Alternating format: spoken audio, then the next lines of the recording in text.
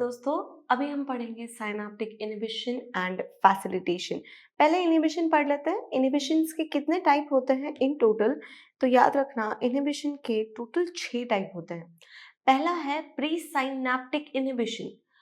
Pre synaptic inhibition है, इसका मतलब हमें प्री साइनेप्टिक इवेंट्स का पता होना जरूरी है। तो ड्रॉ कर लेते हैं एक प्री साइनेप्टिक न्यूरॉन, राइट। इस न्यूरॉन में क्या होता है, पहले जैसे ही स्टिमुलस आया यहाँ पे होगी डीपोलराइजेशन। इस डीपोलराइजेशन को सेंस करते हुए हमारे voltage gated sodium channels open हो जाएंगे, राइट। ये voltage gated sodium channel sodium की एंट्री करवाएंगे and further action potential produce करवाएंगे। एक्शन पोटेंशियल ट्रैवल करेगा टुवर्ड्स द एक्सॉन टर्मिनल। ये एक्सॉन टर्मिनल पे जाकर कैल्शियम चैनल्स को भी ओपन करवाएगा, जो कि ऑल्सो वोल्टेज सेंसिटिव है, राइट। और फिर कैल्शियम की एंट्री होगी। हमें पता है कैल्शियम अब किस लिए रिक्वायर्ड है, ये जो कॉइलिंग होती है स्नेयर प्रोटीन्स की, उसके लिए मेनली ये जरूरी होता है। अब इसके बाद क्या होता है, डीपोलराइजेशन कंप्लीट हुआ, न्यूरोट्रांसमीटर रिलीज हुआ, उसके बाद रीपोलराइजेशन के लिए हमें कुछ चैनल्स जरूरी होते हैं। They are nothing but potassium channels. अब हम प्री सिनेप्टिक इनहिबिशन की बात कर रहे हैं, तो कुछ टॉक्सिन्स हो सकते हैं जो इन सारे चैनल्स को ब्लॉक करके प्री सिनेप्टिक इनहिबिशन शो करवाएं। सो कौन कौन से होते हैं ये टॉक्सिन्स? पहला याद रखना, जो सोडियम चैनल को ब्लॉक करता है, टेट्राडोटॉक्सिन और टेट्रोडोटॉक्सिन। ये एक पर्टिकुलर फिश में मिलता है। तो याद रखना, क्वेश्चन हमेशा पूछा जाता है कि अगर किसी ने पफर फिश का कंजम्पशन किया है तो उसमें कौन से टॉक्सिन्स की वजह से एक्शन पोटेंशियल प्रोड्यूस नहीं हो पा रहा है और फ्लैसिडिटी आ गई है। तो याद रखना, पफर फिश की ग्लैंड्स में जो सेक्रीशंस होते हैं उसमें ये टेट्राडोटॉक्सिन पाया जाता है, राइट। एंड ना कि ये अकेला, बट एक और टॉक्सिन होता है, दैट इज सैक्सीटॉक्सिन।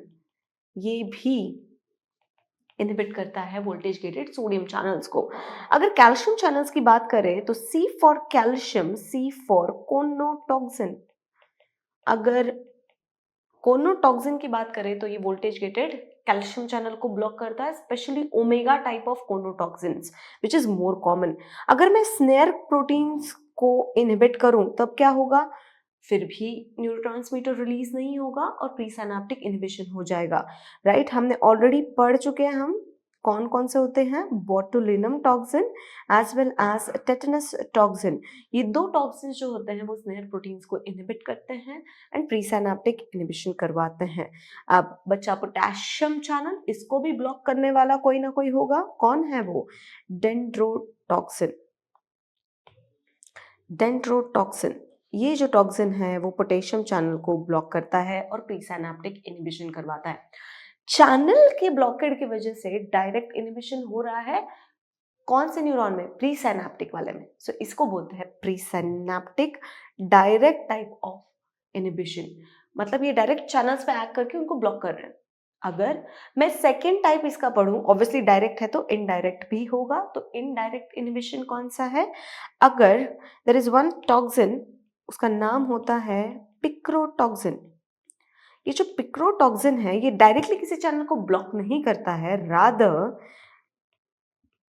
ये करवाता है hyperpolarization of ion channels. Specially जब भी हम पिक्रोटॉक्सिन की बात करते हैं तो गाबा एच चैनल के हाइपर पोलराइजेशन के लिए ये फेमस है। तो कौन सा होगा वो channel? Obviously it is nothing but the chloride channel. तो चैनल को ब्लॉक नहीं कर रहा, ये चैनल का हाइपर पोलराइजेशन करवा रहा है। हाइपर पोलराइज करेगा चैनल को तो डीपोलराइज नहीं हो पाएंगे, डीपोलराइज नहीं हो पाएंगे तो एक्शन शो नहीं कर पाएंगे, और दैट्स हाउ ये करवाएगा इनडायरेक्ट इनहिबिशन। आगे बढ़ते हैं पोस्ट साइनेप्टिक पे। पहला टाइप हमने पढ़ा प्री साइनेप्टिक। प्री साइनेप्टिक को हमने दो में डिवाइड किया था, डायरेक्ट इनडायरेक्ट। अब आते हैं पोस्ट साइनेप्टिक, सबसे इजी पोस्ट साइनेप्टिक इनहिबिशन। अगर पोस्ट साइनेप्टिक इनहिबिशन की बात करूं तो अगर मैंने बोला कोई inhibitory neurotransmitter post synaptic membrane पे एक्ट कर गया तो वो उस न्यूरॉन को इनहिबिट करेगा। एग्जाम्पल सीएनएस की बात करते हैं तो हमारे पास दो एग्जाम्पल्स हैं, गाबा एंड ग्लाइसिन, और इनका जो मैकेनिज्म होता है, they act via creating the inhibitory post synaptic potential. आशा करती हूँ कि आपको याद होगा, हमने डिस्कस किया था inhibitory post synaptic potential. Third वाला इनहिबिशन होता है फीडबैक इनहिबिशन।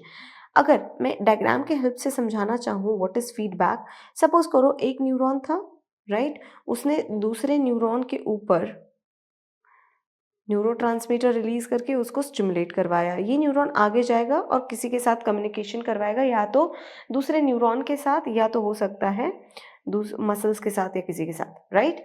अब इसका मुझे एक्सेसिव एक्साइटेशन प्रिवेंट करना है, तो मैं कैसे करूं? अब ध्यान रखो, इसकी एक ब्रांचिंग होती है।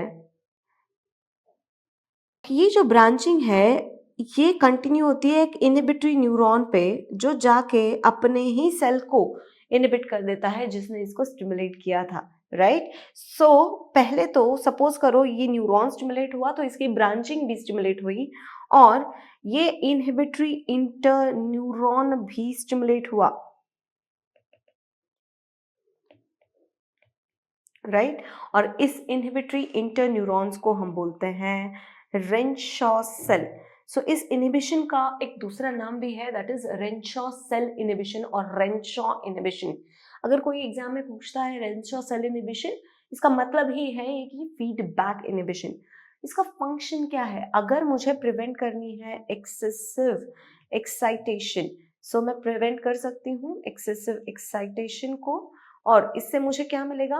इससे मुझे मिलेगा precise control on the movement. Specially हम न्यूरोमस्कुलर जंक्शन की जब भी बात करते हैं, मूवमेंट की बात करते हैं, तो मुझे precise control on the activation, precise control on the movement, ये चीज मुझे मिल जाएगी, and that will happen with the help of Renshaw cell.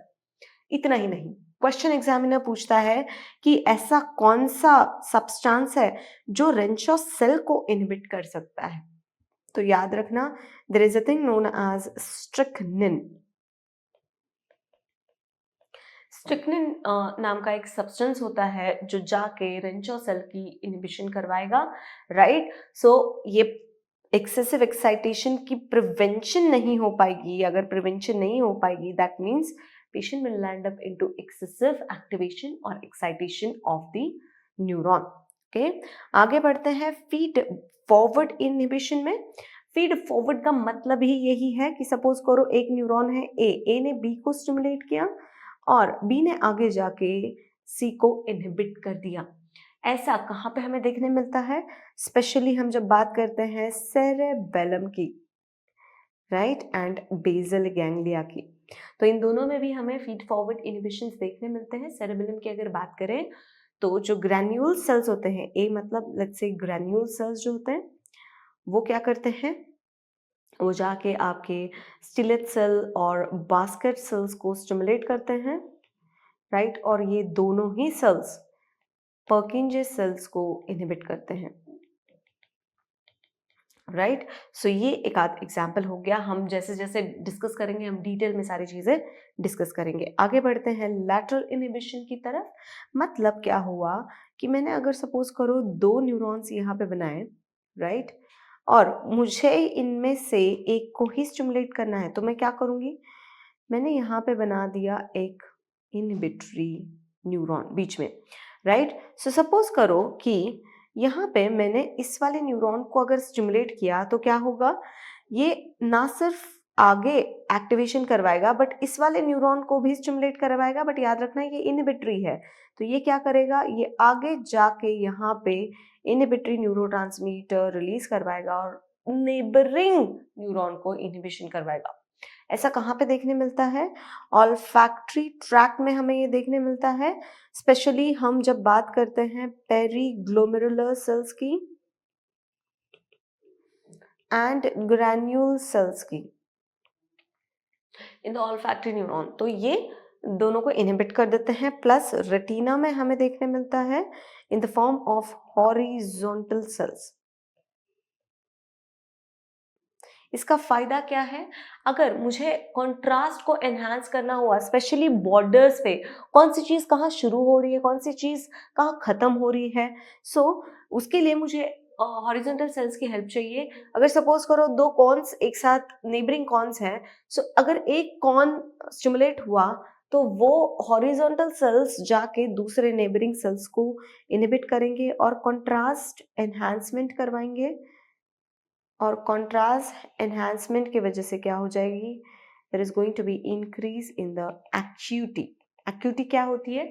The degree of contour details, कितना शार्प डिटेल आपको दिख रही है, कितना डिग्री एंगल पे कौन सी चीज कहाँ खत्म हो रही है, वो सारा चीज आपका एक्यूटी में आती है। That means detail of any object. Okay, so ये बेनिफिट होता है हमें लैटरल इनहिबिशन का। आगे बढ़ते हैं लास्ट इनहिबिशन की तरफ, दैट इज रेसिप्रोकल इनहिबिशन। जब हम रेसिप्रोकल इनहिबिशन की बात करते हैं, इसका क्या मतलब होता है? रेसिप्रोकल ये स्पेशली हमें मिलता है स्पाइनल मोटर न्यूरॉन्स में। स्पाइनल मोटर न्यूरॉन्स, क्या मतलब है कि सपोज करो मुझे फ्लेक्शन करना है तो मुझे बाइसेप्स एक्टिवेट करने हैं, but at the same time मुझे ट्राइसेप्स को रिलैक्स करना पड़ेगा, राइट? सो स्पाइनल मोटर न्यूरॉन्स, जो मोटर न्यूरॉन्स होंगे बाइसेप्स को एक्टिवेट करने वाले, वो एक्टिवेट हो जाएंगे, but at the same time they will be my agonist neurons, वो जाके इनहिबिट करेंगे एंटागोनिस्ट को।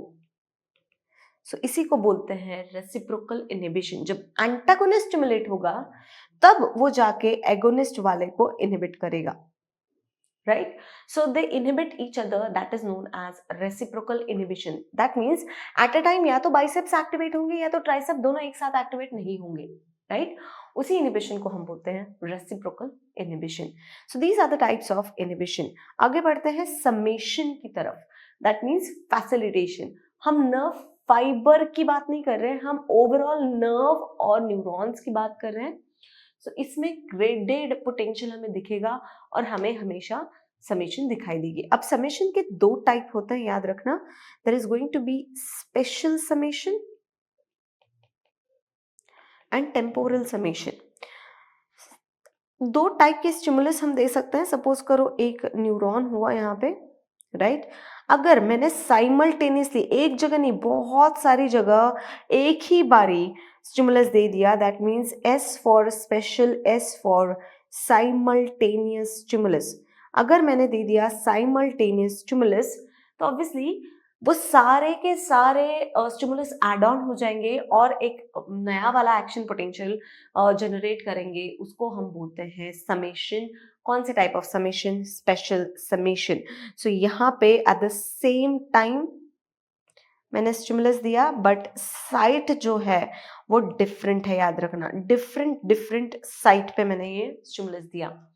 दूसरी तरह की समेशन की बात करते हैं। सपोज ये एक न्यूरॉन था, राइट? अब इसमें मैंने एक के बाद एक, वन आफ्टर अनदर मैंने स्टिमुलस दिए, राइट? डेफिनेटली वहां पे थोड़ा सा तो गैप होगा, कुछ नैनो सेकेंड्स का, कुछ मिली सेकेंड्स का गैप होगा, राइट? दैट मीन्स जब भी हम स्टिमुलस देंगे तो उसमें होगा टी फॉर टाइम इंटरवल। बहुत छोटा होता है, अदरवाइज समेशन नहीं हो पाएगी, but yes there is going to be some time interval. So temporal से आप याद रख सकते हो टाइम इंटरवल, थोड़ा सा टाइम इंटरवल जरूर होगा और इसकी जो साइट होगी वो सेम साइट होगी, राइट? डिफरेंट टाइमिंग्स होगी बट साइट सेम होगी। दोनों ही टाइप के न्यूरॉन्स जो है वो समेशन दिखाएंगे, राइट? इसी को बोलते हैं फैसिलिटेशन और summation. S for spatial, S for simultaneous stimulus, T for temporal, T for the stimulus are given in some time interval, right? So this is all about the facilitation and यही है इस video में। मिलते हैं आपसे next video में।